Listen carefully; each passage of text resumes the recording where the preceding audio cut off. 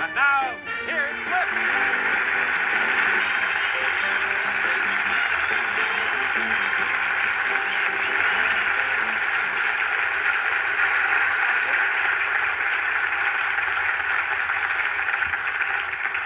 We'd like to say good evening, ladies and gentlemen, and welcome to the show. And we have what we think is a real groovy show this evening. Tonight, our guests are, first, from the television show Comedy Tonight, we have the star of the show, Mr. Robert Klein. Very fine, very talented, young, funny man. And from the movies and the Broadway stage, we have the exciting, vivacious Miss Lola Falana.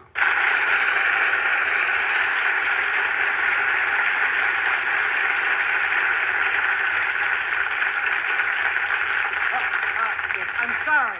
I'm terribly sorry, Flip. I know I'm late. The traffic on the freeway was impossible, and I couldn't help it. Ladies and gentlemen, Robert Klein.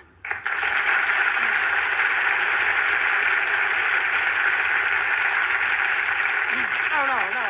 Don't applaud, please.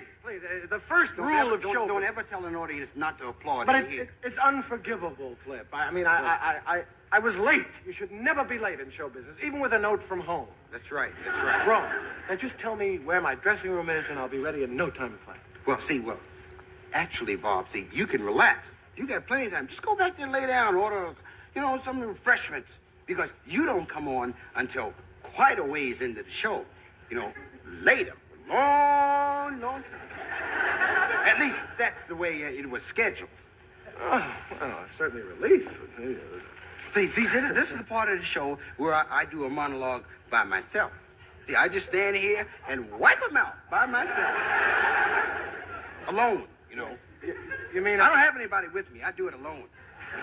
You mean I really didn't have to rush like that, huh? Well, see, Bob, what I'm saying is you're not due to be on until later. Way late. Long time. I'll come get you myself, Bob. You relax. How do you like that? You'd think somebody would have told me. I almost got killed on that freeway. Well, see, Bob, all's well that ends well. True. You know what I mean, Bob? That's what I'm trying to say. I'm trying to be as explicit about it as possible. Now, Bob, if you'll excuse me. Now, I like you being... Wait a minute. I could have gotten a ticket driving that fast on the... it's really inexcusable in a sense, Flip, You're right, Bob. I apologize. My apology. Symbol of brotherhood. How much later into the show? See, Bob, we wanted the show to close strong. So you're coming on in the star spot. See, that way you'll have a chance to come out here by yourself and kill them like I'm doing. Now, that's based on the assumption that they don't get too much of you now. You're a warm, wonderful, decent human being. You crazy guy, you. Thanks, buddy. See you later, Bob. Right. Robert Klein, ladies and gentlemen.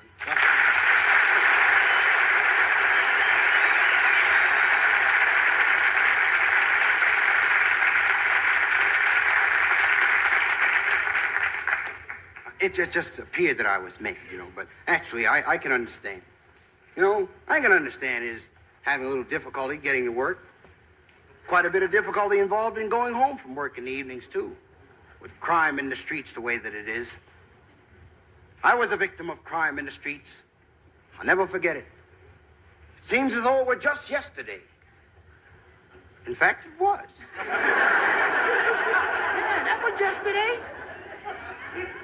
I was on the way home from work. I was going down a dark street. It was dark. Dark. Like one of those streets you see in the movies, Dun,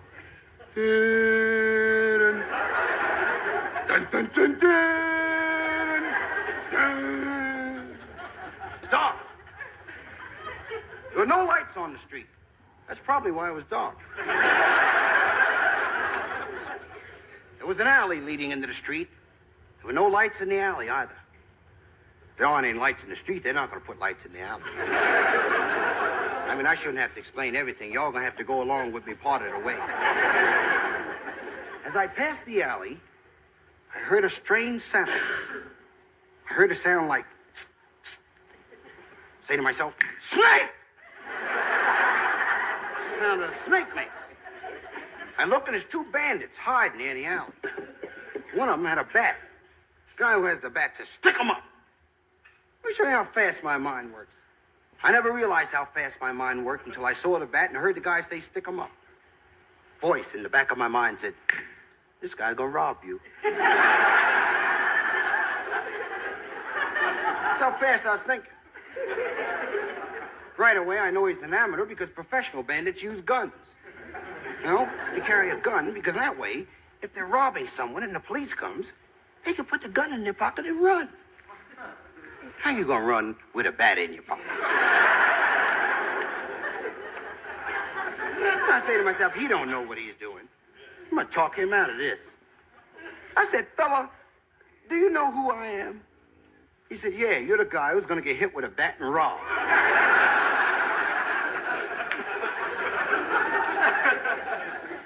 I better change my approach. I said, "This guy's done this before." I said, "Fella, I'm not going to stand here and let you hit me with a bat." He said, "Well, I don't see why not." I said, "I don't see why you should get upset because you're being robbed." I said, "Everybody gets robbed. Some people get robbed with a car note. Some people get robbed with a house mortgage. Right now, it's your turn. You're getting robbed with a bat." I said, "Do you expect me to stand here and let you hit me with a bat?" He said, "It'll be worse if you duck and make me miss the first time." I said, "Yeah, that makes sense, too." I said, "This bandit must be a college graduate." I said, "Fella, look, I'm going to give you and your buddy one more chance to get out of this. I got a very, very good memory. I'll remember. I'll give the police a complete description, and they'll catch you and your buddy."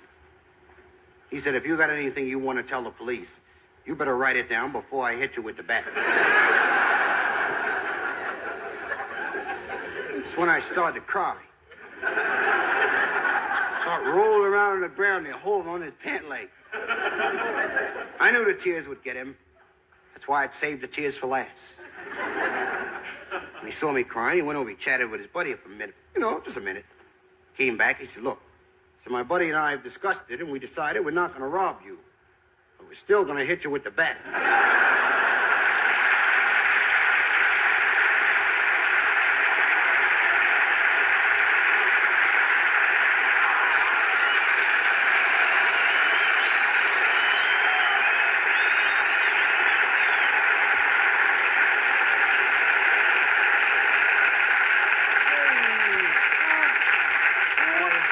What are you doing here?